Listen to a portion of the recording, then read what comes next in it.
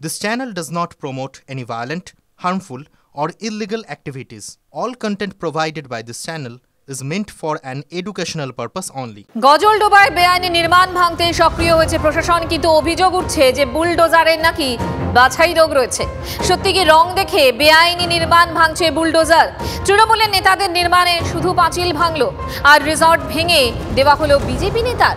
বুলডোজারেও আমরা ওরা, অভিযোগ করছে বিজেপি। জেলায় জেলায় সরকারি জমি বেদখল, সারা বছর ঘুমিয়ে থাকে প্রশাসন। এই যেমন রাজগঞ্জ ব্লকের গজলডোবার মেগা ট্যুরিজম হাব। 600 কোটি টাকা বিনিয়োগ করেছে মমতা বন্দ্যোপাধ্যায়ের সরকার। ঢেলে সাজানো হয়েছে ভোরের আলো প্রকল্প, সেখানেও খাস জমি দখল। শেষমেশ মাঠে নামেন মুখ্যমন্ত্রী। ডাবগাম ফুলবাড়ি তার উদাহরণ, এবং আই এম সরি, ওখানে একটা ল্যান্ড মাফিয়া গ্রুপ তৈরি হয়েছে। তারা গভর্নমেন্টের সব জমি কাওয়াখালি থেকে শুরু করে বিক্রি করে দিচ্ছে। একটা কাককে মেরে না ঝুলিয়ে রাখতে হয়, যাতে অন্য কাক বুঝতে পারে একটা কাক মারা গেছে। কখনো কখনো তোমাকে টাফ হতে হবে। মুখ্যমন্ত্রীর বার্তার পরই বেদখল হওয়া জমি ফেরাতে তৎপর হয় জেলা প্রশাসন। কিন্তু শুরুতে প্রশাসনের নজর পড়ে শুধু শিলিগুড়ির কাউন্সিলর রঞ্জনশীল শর্মার হাতে দখল হওয়া জমিতে। বাকি জবরদখল হটানো হবে কবে, উঠছিল এই প্রশ্ন। মঙ্গলবার প্রশাসন আবারও সক্রিয় হয়েছে। গজলডোবায় নেমেছে বুলডোজার, কিন্তু সেই সক্রিয়তা নিয়েও প্রশ্ন উঠছে। 8টি বেআইনি রিসর্টে বুলডোজার চলে। এর মধ্যে রিসর্ট রয়েছে তৃণমূল নেতা কৃষ্ণ পাল, তৃণমূল নেতা সুব্রত সাহার। রিসর্ট রয়েছে বিজেপি নেতা উত্তম রায়েরও। অভিযোগ, সুব্রত সাহার ওয়াটার পার্কে শুধু একটি পাঁচিল ভেঙেছে বুলডোজার। কৃষ্ণ পালের রিসর্টেও তাই। পাঁচিল ছুঁয়েই কাজ শেষ বুলডোজারের। বিজেপির অভিযোগ, একমাত্র তাদের লোকজনের রিসর্টের ভেতরেই ভাঙাভাঙি করেছে বুলডোজার। আমরা এই মুহূর্তে দাঁড়িয়ে রয়েছি গজলডোবার বিজেপি নেতা উত্তম রায়ের যে হোটেল রয়েছে সেখানে। অভিযোগ করা হচ্ছে যে তারা যেহেতু বিজেপি করেন, তাই তাদের উপরে প্রতিহিংসামূলক আচরণ নেওয়া হয়েছে সরকারের পক্ষ থেকে। সব ভেঙে টেঙে দিয়ে গেল বিডিও স্যার এসে।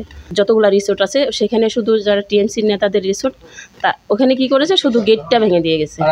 আমার এখানে পুরো ভিতরে ঢুকে তছনছ করে দিয়ে গেছে। এই জায়গায় দাঁড়ায় আপনার কি মনে হচ্ছে? আমি বিজেপি করি, তার অপরাধে পক্ষপাতিত করা হয়েছে। আমি ঠিকভাবে বুঝতে পারছি না যে উনি কোন ধরনের রাজনীতি করতে চাচ্ছেন।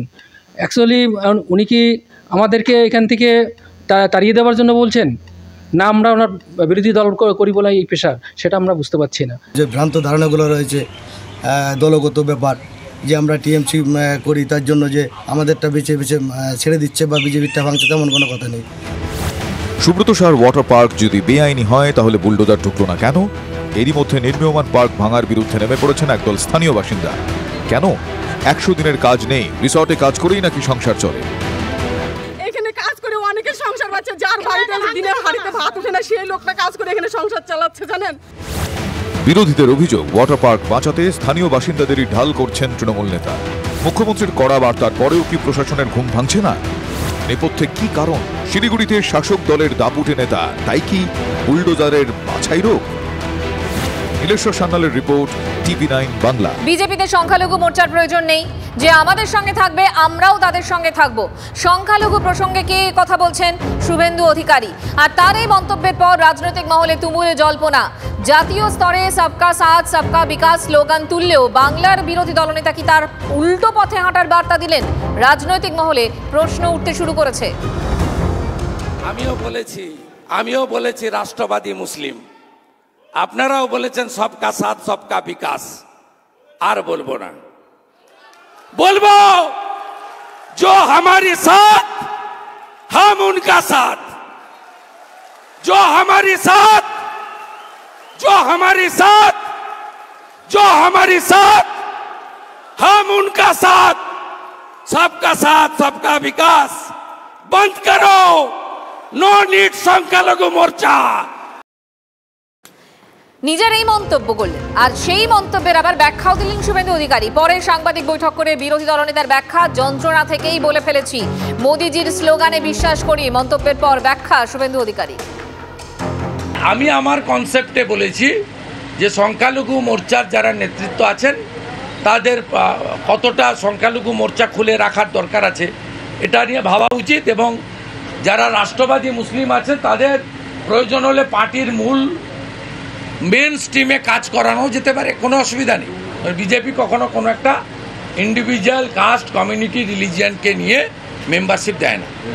Membership for all adult should get, মানে স্কোপ আছে তার মেম্বারশিপ নেওয়ার। অর্থাৎ সে আমাদের যারা ইম্পর্টেন্ট লিডার মাফুজা খাতুনদের মতো তারা ফাংশন করবেন পার্টির মধ্য থেকে। এই প্রোগ্রামে বা এই অনুষ্ঠানে প্রচুর ডেলিগেটস এসেছিলেন। শুভেন্দু দাও এখানে ডেলিগেট, তো ডেলিগেটসরা অনেক প্রস্তাব দেয়, আমরা প্রস্তাব পাস করি একটা, সেই প্রস্তাবে অনেকে তাতে সংযোজন করেন, কারেকশন করেন, অ্যাডিশন করেন, ডিলিশনেরও প্রস্তাব দেয়। তো কোন প্রস্তাব গৃহীত হবে না হবে সেটা রাজ্য সভাপতি এবং তার টিমের উপর নির্ভর করে। তো স্বাভাবিকভাবে ডেলিগেটস হিসেবে উনি ওরা বলেছেন, কিন্তু আমাদের গোটা ভারতবর্ষের যে পার্টি স্ট্রাকচার তাতে তো সংখ্যালঘু মোর্চা আছে এবং আমরা রাষ্ট্রভক্ত মুসলিম সমাজ, কাজী নজরুল ইসলামের মতো মুসলিম, ডক্টর এপিজে আব্দুল কালামের মতো মুসলিম, শাহ ওয়াজেদ আলী শাহর মতো মুসলিম যারা ইংরেজের বিরুদ্ধে লড়াই করেছিলেন, সেই সমস্ত রাষ্ট্রবাদী মুসলিমকে ভারতীয় জনতা পার্টি মনে করে যে তারা দেশের জন্য অ্যাসেট এবং সেই নীতি নিয়ে ভারতীয় জনতা পার্টি চলে এবং আগামী দিনেও চলবে।